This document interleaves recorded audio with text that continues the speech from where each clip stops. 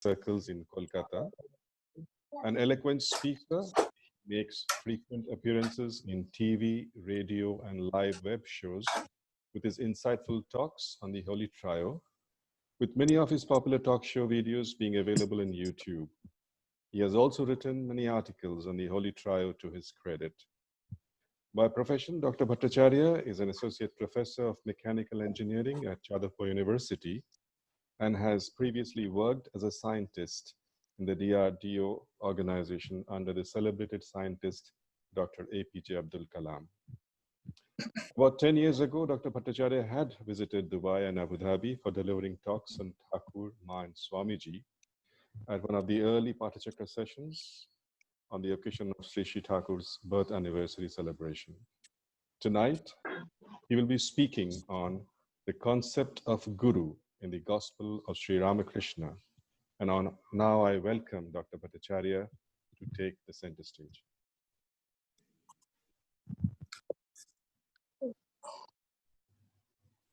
Om Jananing Saradang Deving Ramakrishnan Jagadgurun Pada Padme Tayo Shritva Pranamami Muhod Muho Agyana Timirandhasya Gyananjana Shalakaya Chakshurunmilitang Yena Tasmai Shri Gurave Namaha. Namaskar to all of you. I can see Swati Di. If you just wave your hand that I am audible. Yeah, okay, thank you. And I do not know who is Mitu Di, but my sincere apologies to her because possibly I am occupying her space. So we will be talking about the concept of Guru in the Kathamrita or the Gospel as Amitabha announced. And I will try to finish up within 15 minutes, might be maximum 20. In the Gospel, as all of you know, two aspects are there. On one side, we find Sri Ramakrishna talking in his own style, very lucid style. Sometimes we say drawing room style. He is talking about the essentials of the perennial Indian thought of Guru. This is part one. And part two, tonight we will be talking about is how M, the writer of some more sound is coming. Okay, so how M is depicting Sri Ramakrishna as the Guru. So these two parts, that Sri Ramakrishna seen as the Guru by M, and firstly, what Sri Ramakrishna is talking about the Guru ideology, the Guru principle. So these two parts we will be touching. And incidentally, though we will be only confined to the Kathamrita on this auspicious day of Guru Purnima, someone has unmuted, it seems. So some sound is coming, where from I don't know, but yeah, now it seems all right. So on this very auspicious day, we will think about the origin of the name of the word Guru. Gu means darkness and Ru means destroyer. One who destroys darkness in our mind is known as Guru. And when Sri Ramakrishna is talking about the subject, time and again he is stressing that there is something in the universe. There is a force. Sometimes we call Guru Shakti. So there's a force that really destroys the ignorance in man's mind, man's or woman's mind. Now that force is synonymically same as Satchidananda, who time to time appears in a human form, and that is known as a Guru. So this is a very universal thought that we are going through, that we are experiencing in the words of Sri Ramakrishna, that a force, a very effective force, which is trying to destroy the ignorance in man's mind. Whenever we say man, we mean man and woman. Whenever we say he, we will mean he and she in this lecture.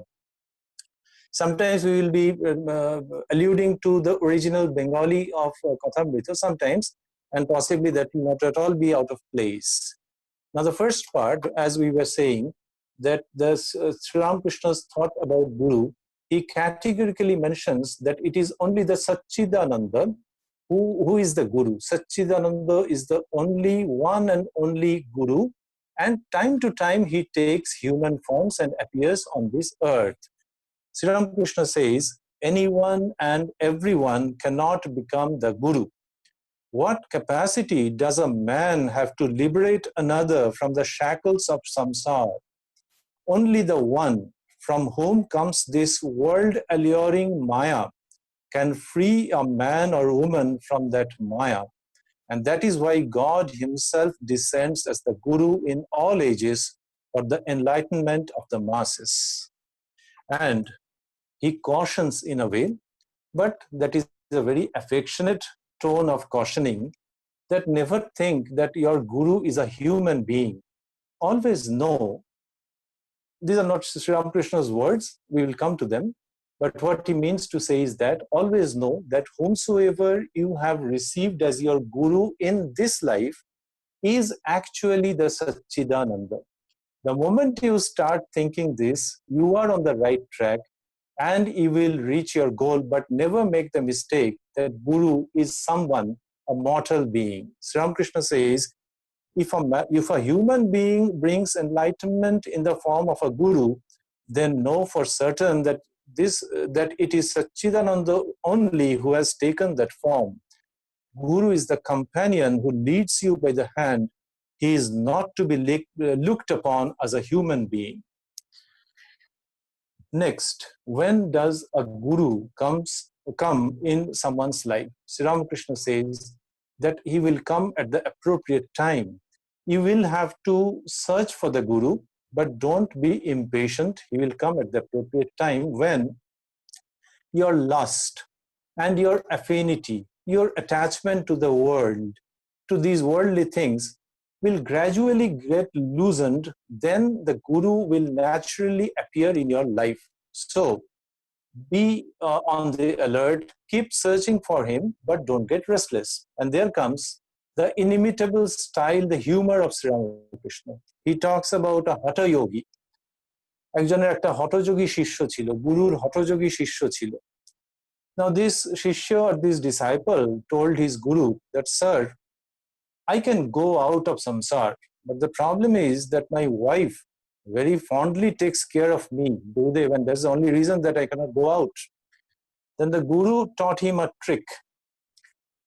He took some medicine, and then when he was doing that asana, before doing that he took that medicine. So while doing the asana, all of a sudden his body got twisted and became stiff. In no time the neighbors gathered and they declared that he is no more, he is gone. This time the wife came, fell on the ground and started crying, saying, "Oh, what has befallen me? You have left us behind in what condition? Oh, I never knew that this would ever happen."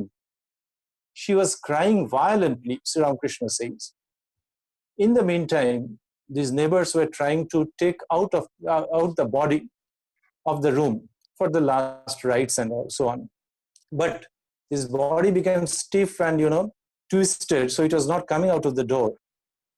A neighbor hastened to bring an axe to cut the door frame. So this is how the story goes. And now the wife suddenly, all of a sudden, stopped crying and said, "Hey, you, don't ever do this. Now there is nobody to look after me, and I'll have to bring up these young ones. If the door is gone, it will not come back. Rather think he has met his end, so better cut his hands and legs and take him out." Now Sri Ramakrishna says that by this time, the action of the medicine had ended. And this man, this hatha yogi, stood up and said, "You wretch, cut my hands and legs." Saying this, "Shali, amar hat pa katbe." Saying this, he left home and went away with his guru. The indication is that the guru is waiting. In the story also that he went with the guru means, where was the guru? The guru was all the time standing outside. So the guru is there in your life.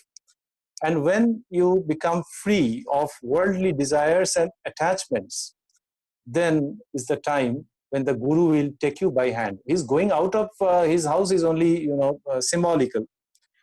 At the same time, given the fact that guru's grace is necessary, Sri Ramakrishna makes it absolutely clear that one will have to go through spiritual practice in a disciplined way.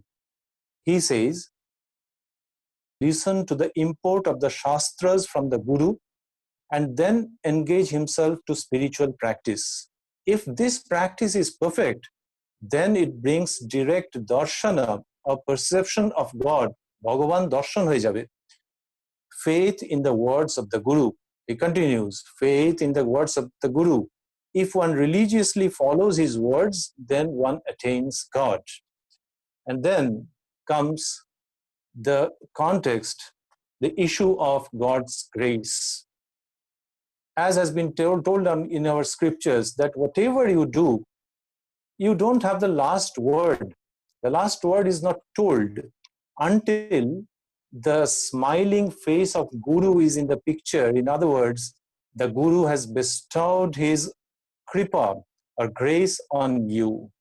Sri Ramakrishna, once again, in his own style, beautiful, splendid style, is telling a story which the devotees of Dubai, Sarada, Ramakrishna, Pathachakra, everyone must be knowing, definitely. A tigress attacking a flock of goats. A hunter sees the tigress from a distance and kills her. It was bearing a child.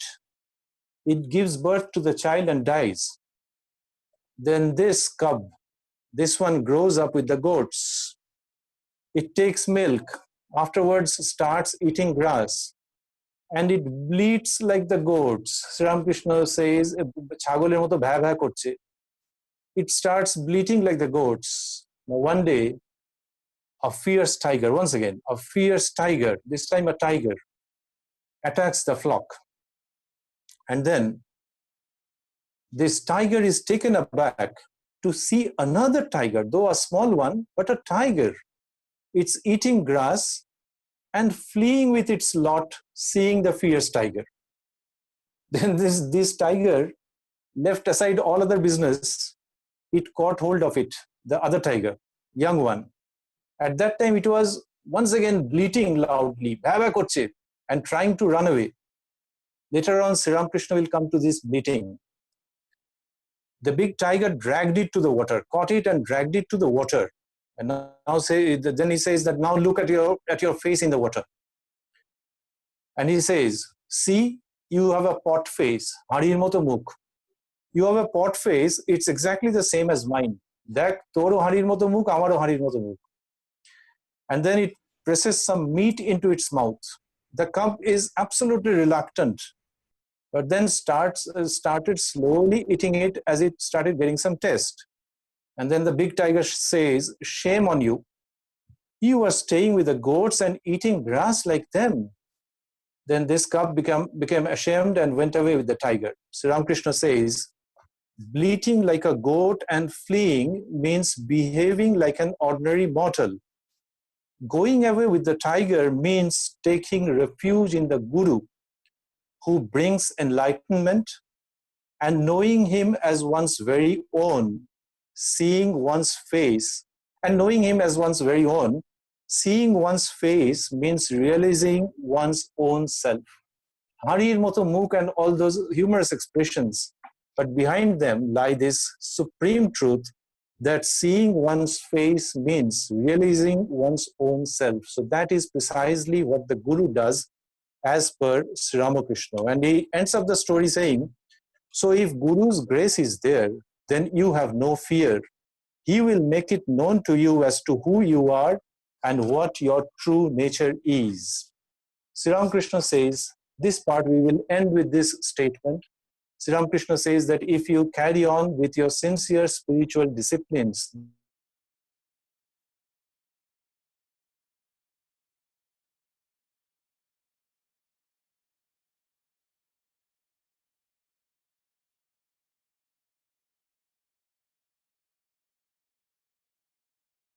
these are very sublime statements. As I am speaking to you, as a listener also, I am paying obeisance to that great teacher, that such things he is bringing in such homely, comfortable, cozy expressions. He says, that finally the Guru gets merged in the chosen ideal, the Ishta. He says, after Sab Sadhana, particular type of sadhana, you know, when it is time to have the direct vision of the Ishta, the Guru appears and says, behold, there is your Ishta, and then the Guru merges into the Ishta. The one who is the Guru is the Ishta. Guru imparts the cue to attaining him. With that, we enter the second and last portion of this talk, where Sri Ramakrishna is being viewed as the veritable Guru by the recorder of the Gospel, M, or Mahendranath Gupta. Sri Ramakrishna says in one place, Mahendranath quotes, 3 words prick me, Guru, Karta and Baba. Karta means revered sir, and Baba. So 3 words prick me, Guru, Karta and Baba. So he is saying something opposite. Mahendranath quotes this one. Sri Ramakrishna goes on to say, Guru is the one and only one Satchidananda. He alone will teach. I am like the son of the Divine Mother. You get human gurus by lakhs. Everyone wants to become a guru. Who wants to be a disciple? So this is the position of Sri Ramakrishna, that he is the child of the Divine Mother, and yet M discovers and hands over that beautiful legacy, that beautiful asset, that here is the divine child of the Holy Mother, Bhavatarini, who is the Guru of the present age. In a childlike fashion, he is talking, he is teaching, he is cutting jokes, but make no mistake, he is that Satchidananda about whom he has explained in detail. To M, Sri Ramakrishna says in one place that I have recognized you. How is that? He says, I have recognized you while you were reading the Chaitanya Bhagavat. You were among my own, same existence, like father and son. Till you had come here, you remained unaware of yourself. Now you will come to know about yourself. He makes it known by coming in the form of a guru. যতদিন এখানে আসো নাই, নিজেকে জানতে পারো নাই, এখন জানতে পারবে, তিনি গুরু রূপে এসে জানিয়ে দেন.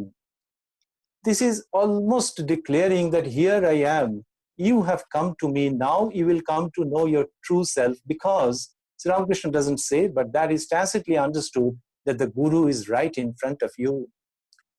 There was an earthquake of moderate to high intensity, and that happened in 14th July 1885.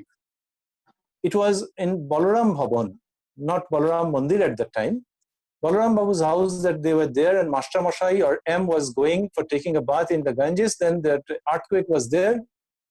Going through the wave, we find that the intensity was around 7. So that was quite something. So M quickly returned. And it was the day of Ratha Yatra, the Kar festival, around 6:30 or 7 in the morning.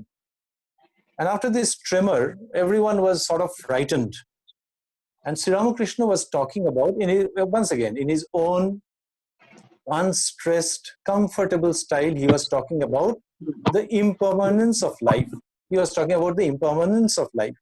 Then, all of a sudden, he turned to M and asked, do you remember the storm of the month of Ashwin? Tomar Ashwiner jhor mone ache? M said, yes, sir. I was then of only 9-10 years of age, sitting alone in a room. I was praying to the gods. And then M records his own statement in the gospel. He says, M was astonished to think that why Thakur all of a sudden asked about Ashwiner Jhar, the storm of Ashwin. Does he know everything? And is reminding me that I was weeping intently alone in a room and praying to the gods. Is he protecting me as the guru right from my birth? And one more point we will take up and end. At this juncture, I thank Swati Di, Rita Di, and everyone over there for giving me this opportunity for one single reason, particular reason, that I do not see this occasion as some speaker talking to you from India, but it is an occasion for people like us to go through these gems where which really means something, and they do add value to life. On December 16, 1883, that was also a Sunday. On December 16, 1883, M was with Thakur, and he records, he says, Thakur Sri Ramakrishna is sitting with M in the western circular veranda of his room, Poshchimer Gol Barandaye. In front is the Bhagirathi flowing due south. Close by are the trees adorned by flowers like oleander, bela, jasmine, rose, and poinciana. Korobi, bel, jui, golap, krishnachura, pushpobriksho samnei dekha jaiteche. It's winter time. The sun can still be seen in the southwest sky. So this is the backdrop. And then he talks about Sri Ramakrishna in one or two sentences. He says, one whose life is replete with the Vedas, the blessed words from whose holy mouth are veritable articulations of the Vedanta.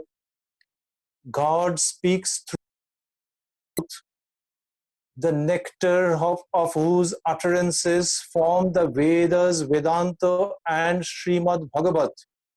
That ocean of reasonless grace, Ahetu Kripa Sindhu, no reason why he is bestowing his grace on us. That ocean of reasonless grace is talking to me, assuming the form of the Guru. So, in the backdrop of that magnificent Ganges and the nature and the flowering trees, Master Mashai says that Sri Ramakrishna is that Satchidananda incarnate. He is the essence of Vedas and Vedantas and Srimad Bhagavat. And he is Ahetuka Kripa Sindhu, Kripa, grace, Sindhu, ocean, the ocean of grace. But I cannot explain why this grace is flowing like this, Ahetuka Kripa Sindhu.